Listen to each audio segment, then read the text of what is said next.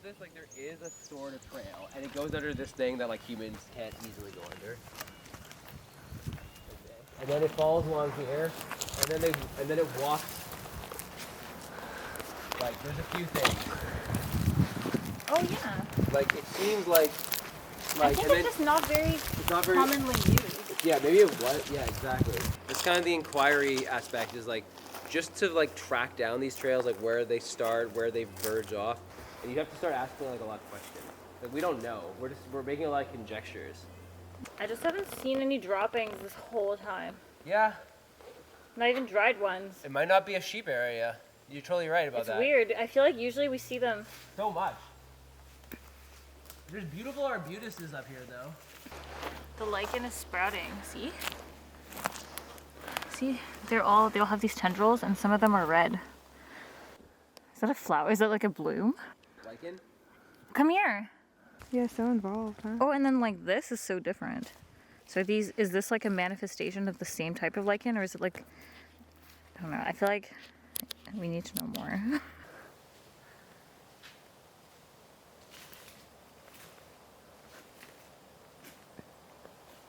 I don't know if this is a trail. It looks so Well, come here, Marion. Look at this. misleading. Can I show you something? That seems really weird. Like, how did it get flipped? What is it? Oh, yeah. No, like it was like this when I came. Oh, I see. I didn't do it. And yeah, I feel like a human could have done this. Like a foot? Yeah. Maybe you're running? I'm pretty sure it's not a human trail. I think it's something that deer might occasionally use. Yeah, but there's no droppings. But maybe they just don't use it very much. Maybe no deer has used it recently. Look, Sophie. Look at the mushrooms. I wonder what kind they are.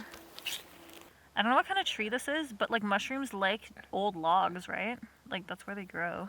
That's the interesting thing about like ecological scaffolding is like when you take people out to these things that you make people have to like wonder like what kind of animals like make use of these trails, like who are like what you have to look at the signs, like the path that continues from down there is like another clear like indicator that things or animals walk across it. I didn't do that. This has been like stepped on. There, it looks like there's a thing too. I know, and it's like clearly this is not like human-y enough, or if it is human, it's like hasn't been human used like very much recently. This poo! Oh, there is.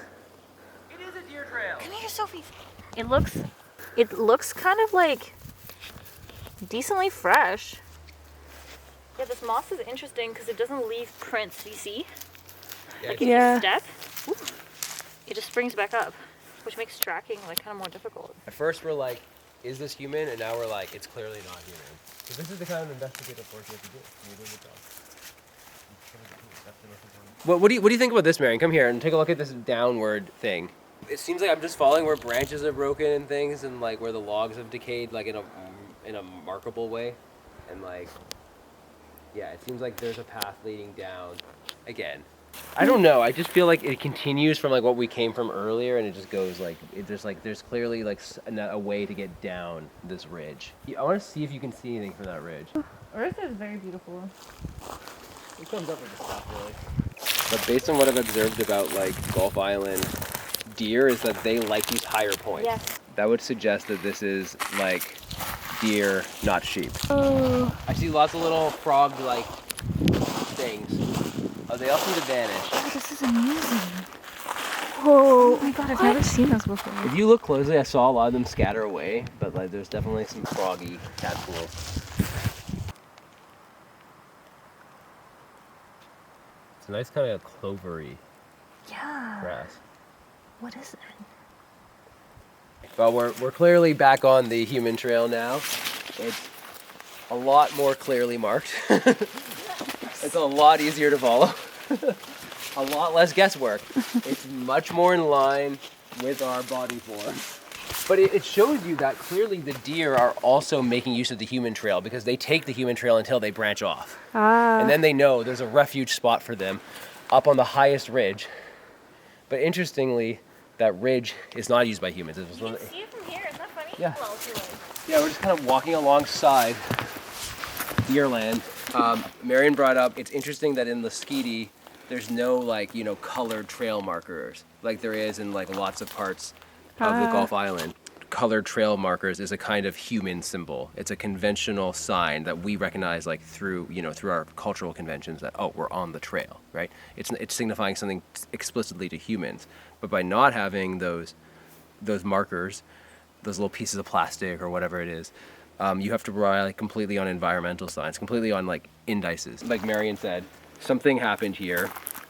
Walking has occurred over time. Multiple times. Human walking, animal walking, whatever, and you have to piece it together. There's no symbolism that you can rely on. There's no explicit like anthropocentric human sign system you can rely on. It's actually just how our sign systems are overlapping with those of other animals. Our repertoire of signs is really shared. I feel like when you see this kind of trail, it's like to continue on it, because you could very easily like veer off, especially if you're familiar with the island. Yeah. But to continue on the path is an act of like service and recognition of like other humans, because every step trod upon this path reinforces the path's existence, so that like subsequent people can follow it.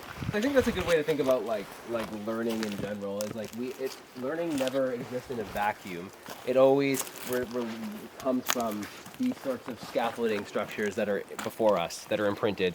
And as a social animal, like a human, like Marion is saying, it's a service to our shared humanity, I guess is what you're saying, right?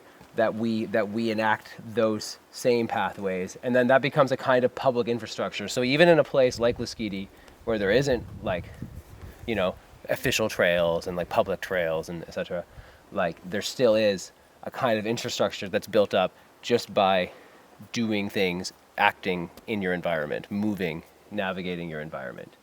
Well, because people do enact community just in a different way. Like, I think they don't want to be forced to do it, but then that's why when you meet people, they're very generous and will like say, oh yeah, like feel free to like use my canoe, or Yeah.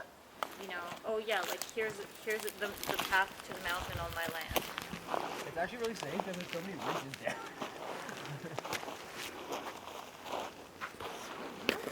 Yeah, you can feel all the mountains on the island. Oh yes, I guess that's technically the top here.